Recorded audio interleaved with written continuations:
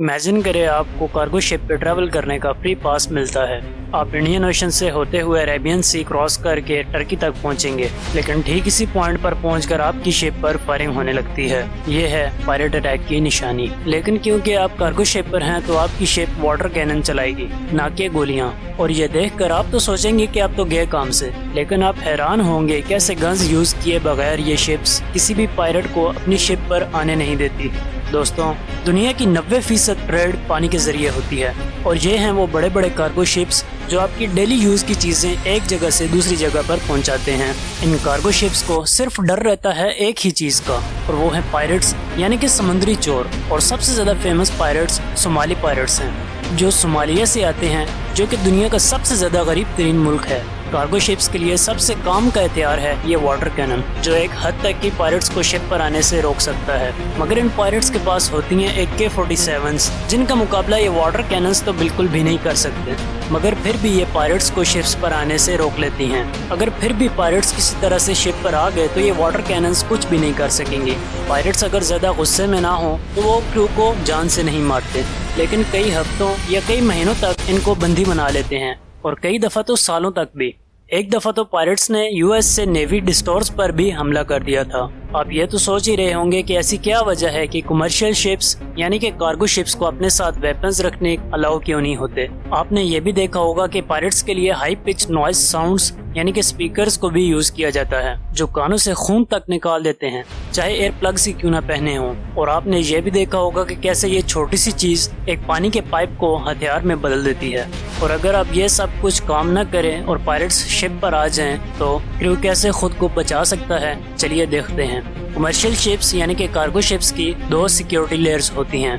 First layer warning layer होती है, जिससे पायरेट्स को बताया जाता है कि दूर रहो वरना अंजाम अच्छा नहीं होगा, जैसे कि लाउड नॉइज और डमीज को शिप के कॉर्नर्स पर खड़ा कर देना। इससे पायरेट्स को ये पता चल जाता है कि शिप को हमारी मौजूदगी का पता चल चुका है और अब इनको सोच समझकर आगे जाना होगा। दूसरी लेयर है एंटी बॉन्डिंग, जिससे पायरेट्स को शिप पर आने से रोका जाता है। बात करते हैं first layer of security system की, जिसमें लेजर्स को यूज किया जाता है, जो डायरेक्ट पायरेट्स की आंखों में मारा जाता है। लेकिन ये इतनी करामत चीज नहीं है। इसी तरह शिप अपनी स्पीड भी बढ़ा सकती है, क्योंकि जितना शिप तेज होगा उतना ही मुश्किल होगा उसको बोर्ड करना। इसके बाद यूज किया जाता है लॉन्ग रेंज एक्यूस्टिक डिवाइसेस या रेड्स, जो हाई पिच नॉइस जनरेट करती है, और ये साउंड इतना दर्दनाक है मानो कि आप जेट के इंजन से 1 फुट के फासले पर खड़े हों। बाज दफा इतना कुछ करने से बहुत सारे क्रिमिनल्स पीछे हट जाते हैं और अपना अगला टारगेट ढूंढने लगते हैं, मगर ज्यादातर पायरेट्स पर इन चीजों का कोई असर नहीं होता। कई तो गोलियां मारकर एलरॉयड को ही तबाह कर देते हैं। कार्गो शिप्स एक और चीज यूज करते हैं, जो है ट्रेलिंग वायर्स। ये बहुत इफेक्टिव चीज है।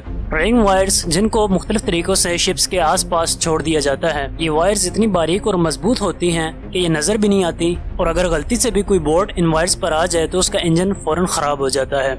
ट्रोलिंग वायर्स पूरी शिप के आसपास एक सिस्टम के साथ लगाई जाती हैं, ताकि कोई बोर्ड आसपास ना आ सके। इसी तरह वाटर कैनन्स, जो देखने में इतना इफेक्टिव तो नहीं लगता, लेकिन ये पायरेट्स की शिप को डायरेक्ट अटैक के साथ ब्रेक भी कर सकती है, या उनकी बोर्ड में पानी भरकर उनको डुबो भी सकती है। शिप्स पर रिमोट बेस और फिक्स कैनन्स होते हैं, जो क्रू मेंबर्स जरूरत के हिसाब से यूज कर सकते हैं। इस तरह कुछ कैनन्स रोटेटिंग हेड्स होते हैं, जिनसे हर वक्त पानी आता रहता है शिप्स की साइड पर, जिससे शिप्स के इर्द गिर्द आने पर एक पर्दा बन जाता है। प्रेशर इतना तेज होता है कि पायरेट्स की बोट ही टूट जाए। इसके होते हुए बोट के करीब आना इम्पॉसिबल है। अगर फिर भी पायरेट्स किसी तरह शिप के पास आ भी जाएं, तो बार्ड वायर्स या रेजर वायर्स शिप के आसपास लगा दी जाती हैं, और उसके साथ सेफ्टी बैरियर्स को भी इस्तेमाल किया जाता है, जो पायरेट्स की लैडर यानी कि सीढ़ी को शिप पर लैच करने से रोकती हैं।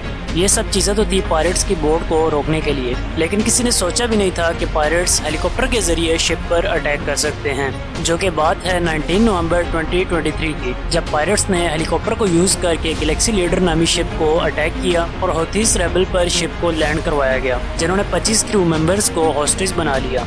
देखें, हाईजैकिंग सिनेरियो में जब अटैकर्स ऑन बोर्ड आ जाएं, तो क्रू का काम होता है कि वो मेड इन इशू कर दें, ताकि अथॉरिटीज को नोटिफाई किया जा सके और फिर वेसल को एक सेफ रूम में शट ऑफ करें, जो पायरेट्स के लिए नाकिस बन जाए। इस तरह पायरेट्स वेसल को ब्रेक नहीं कर सकेंगे और ना ही क्रू को हॉस्टेज बना सकेंगे, जिससे उनके पास कोई लेवरेज नहीं होगा, और ना ही वो शिप को कहीं ले जा सकेंगे, जिससे उनका मिशन फेल हो जाएगा। लेकिन गैलेक्सी लीडर के साथ ये चीज सरप्राइजिंगली हुई, क्योंकि ये एक कार कैरियर था और था भी एम्प्टी, मगर इसको हाईजैक सिर्फ पॉलिटिकल पर्पसेस के लिए किया गया था। हुतीस राइफल ने शिप को यमन के पास एक बे में एंकर कर दिया और इससे एक टूरिस्ट अट्रैक्शन में बदल दिया गया। देखें, दुनिया में तरह तरह के पायलट्स हैं और हर तरह के पायलट्स के अलग अलग मकसद और गोल्स होते हैं। अब सोमाली पायलट्स का सोचिए, जब वो शिप को हाईजैक करते हैं उनका गोल सिर्फ क्रू और शिप को होस्टेज बनाना होता है जब तक रकम न अदा की जाए। हाई प्रोफाइल मिसाल ये है 2008 में कार्गो शिप फाइना का हाईजैकिंग जो सोमाली पायलट्स ने की थी और 20 लोगों को 4 महीने तक होस्टेज बनाकर रखा गया जब तक उन्हें $3.2 मिलियन रैंसम नहीं मिल गया जो शिप के पास एयर ड्रॉप किया गया था। पायलट्स ने अगले ही दिन शिप को छोड़ दिया और होस्टेजेस जिंदा बच गए। उम्मीद है आपको ये वीडियो अच्छी लगी होगी। अगर अच्छी लगी है तो लाइक कीजिए और सब्सक्राइब का बटन दबाना मत भूलिएगा। आपसे मिलते हैं अगली वीडियो में, तब तक के लिए अल्लाह हाफिज।